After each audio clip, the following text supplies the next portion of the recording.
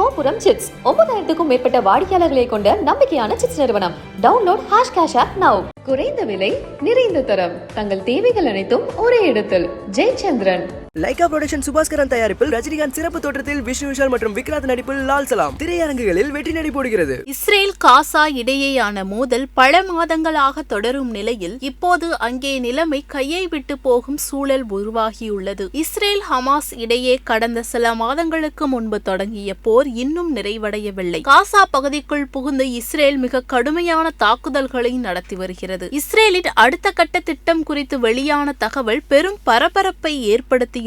தெற்கு காசாவில் அமைந்துள்ள முக்கிய நகரான ரஃபாவில் உள்ளே நுழைந்து தாக்குதல் நடத்த இஸ்ரேல் திட்டமிட்டுள்ளது. ரஃபா அதிக மக்கள் தொகையை கொண்ட நகரம் என்பதால் இது பேரழிவை ஏற்படுத்தலாம் என பலரும் எச்சரித்துள்ளனர். இருப்பினும் தாக்குதல் திட்டத்தில் பின்வாங்க போவதில்லை என்று தெரிவித்துள்ள இஸ்ரேல் பிரதமர் பெஞ்சமின் நெதன்யாகு, அதே நேரம் பொதுமக்கள் பாதுகாப்பாக வெளியேற தேவையான நடவடிக்கை எடுக்கப்படும் என்று அவர் தெரிவித்தார். இந்த போரில் வெற்றி தாங்கள் தொட்டுவிடும் தூரத்தில் தான் இருப்பதாக தெரிவித்த நெதன்யாகு நிச்சயம் வெல்லப்போகிறோம் என்று தெரிவித்தார். ஹமாஸ் படையை முழுமையாக அழிக்க வேண்டும் என்பதே தங்கள் இலக்கு என்ற நெதன்யாகு, ரஃபாவில் ஹமாஸ் படையின் கோட்டை இருப்பதாகவும் எஞ்சியிருக்கும் அந்த பயங்கரவாத வீரர்களை குறிவைத்து அழிப்பதே தங்கள் கருத்து என்றும் அவர் கூறினார். இதற்கிடையே ஹமாஸ் படை இதற்கு பதிலடி கொடுத்துள்ளது. ரஃபாவில் பல லட்சம் பாலஸ்தீனியர்கள் வசிப்பதாக தெரிவித்துள்ள ஹமாஸ் படை, இஸ்ரேலிய தாக்குதல் நடத்தினால் தங்களிடம் உள்ள பணைய கைதிகளை விடுவிப்பது குறித்து பேச்சுவார்த்தை பாதிக்கப்படும் என்று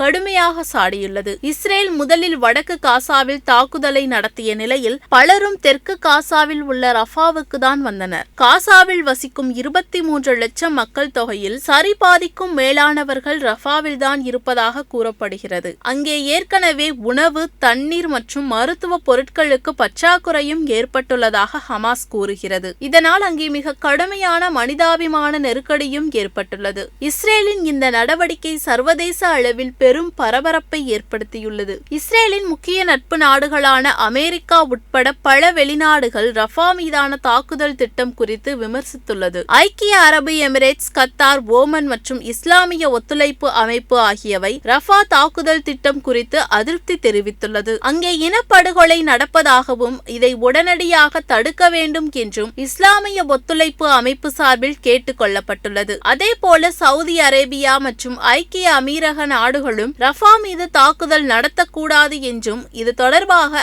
ஐநா பாதுகாப்பு கவுன்சில் அவசர கூட்டம் கூட்டப்பட வேண்டும் என அழைப்பு விடுத்துள்ளது. இஸ்ரேல் நாட்டிலும் கூட நெதன்யாகு நடவடிக்கைக்கு முழு ஆதரவு இல்லை என்றே சொல்ல வேண்டும். ஹமாஸ் தாக்குதல் விவகாரத்தை இஸ்ரேல் பிரதமர் நெதன்யாகு கையாண்டது மற்றும் முன்கூட்டியே தேர்தலுக்கு அழைப்பு விடுத்தது குறித்து அங்கு இருவேறு கருத்துக்களே நிலவுகிறது. ரஃபாவிற்குள் தாக்குதல் நடத்தினால் அவர்களிடம் உள்ள இஸ்ரேல் பணைய கைதிகளை விடுவிக்கவே முடியாத சூழல் ஏற்படும் என்றும் ராணுவ நடவடிக்கையால் பணைய கைதிகளின் உயிர் போகும் சூழலும் ஏற்படலாம் என கவலை தெரிவித்துள்ளனர். அதே நேரம் இந்த விவகாரம் தொடர்பாக முக்கிய அண்டை நாடுகளில் ஒன்றான எகிப்து கடுமையான அதிருப்தி தெரிவித்துள்ளது. இஸ்ரேல் வீரர்கள் காசா எல்லை நகரமான ரஃபாவிற்குள் நுழைந்தால் இஸ்ரேலுடனான 50 ஆண்டுகால சமாதான கேம்ப் டேவிட் உடன்படிக்கையை ரத்து செய்து விடுவோம் என்று எகிப்து மிரட்டல் விடுக்கும் தொனியில் பேசியுள்ளது. மேலும் எகிப்து மற்றும் காசா இடையேயான எல்லை பாதுகாக்கப்பட்ட ஒன்றாக இருக்கிறது. காசாவில் வசிக்கும் மக்களால் எகிப்து நாட்டிற்குள் நுழைய முடியாது.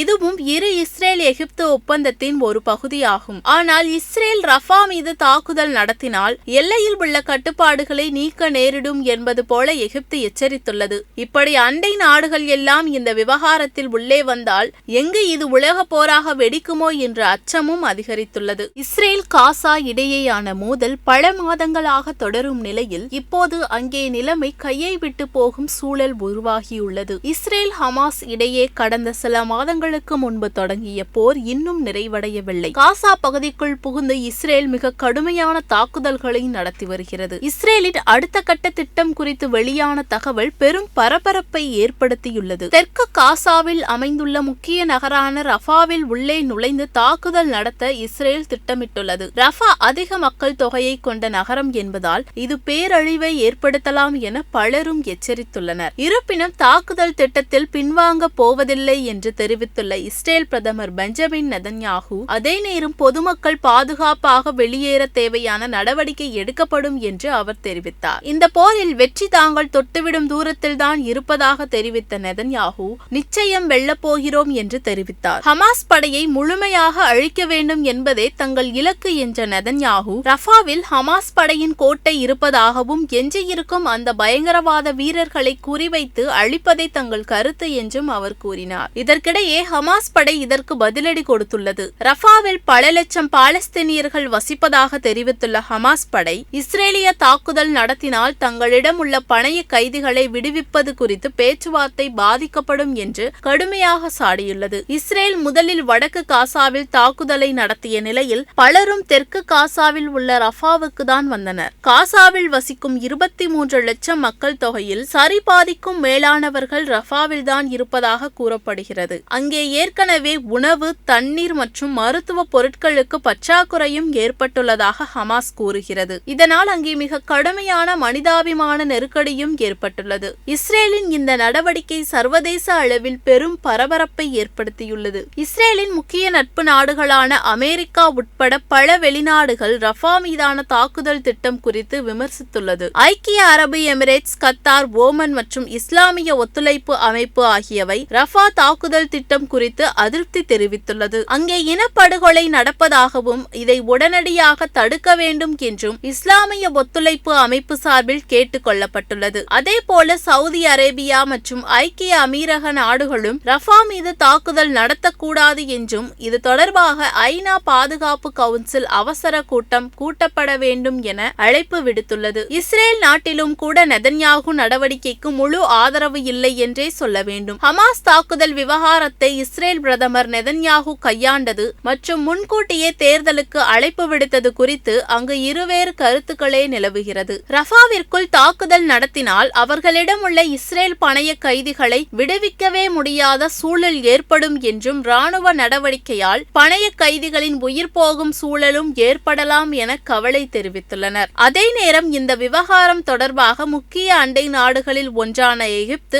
கடுமையான அதிருப்தி தெரிவித்துள்ளது. இஸ்ரேல் வீரர்கள் காசா எல்லை நகரமான ரஃபாவிற்குள் நுழைந்தால் இஸ்ரேலுடனான 50 ஆண்டுகால சமாதான கேம்ப் டேவிட் உடன்படிக்கையை ரத்து செய்து விடுவோம் என்று எகிப்து மிரட்டல் விடுக்கும் தொனியில் பேசியுள்ளது. மேலும் எகிப்து மற்றும் காசா இடையேயான எல்லை பாதுகாக்கப்பட்ட ஒன்றாக இருக்கிறது. காசாவில் வசிக்கும் மக்களால் எகிப்து நாட்டிற்குள் நுழைய முடியாது. இதுவும் இரு இஸ்ரேல் எகிப்து ஒப்பந்தத்தின் ஒரு பகுதியாகும். ஆனால் இஸ்ரேல் ரஃபா மீது தாக்குதல் நடத்தினால் எல்லையில் உள்ள கட்டுப்பாடுகளை நீக்க நேரிடும் என்பது போல எகிப்து எச்சரித்துள்ளது. இப்படி அண்டை நாடுகள் எல்லாம் இந்த விவகாரத்தில் உள்ளே வந்தால் எங்கு இது உலக போராக வெடிக்குமோ என்ற அச்சமும் அதிகரித்துள்ளது. கோபுரம் சிப்ஸ் 9000க்கும் மேற்பட்ட வாடிக்கையாளர்களை கொண்ட நம்பிக்கையான சிப்ஸ் நிறுவனம்.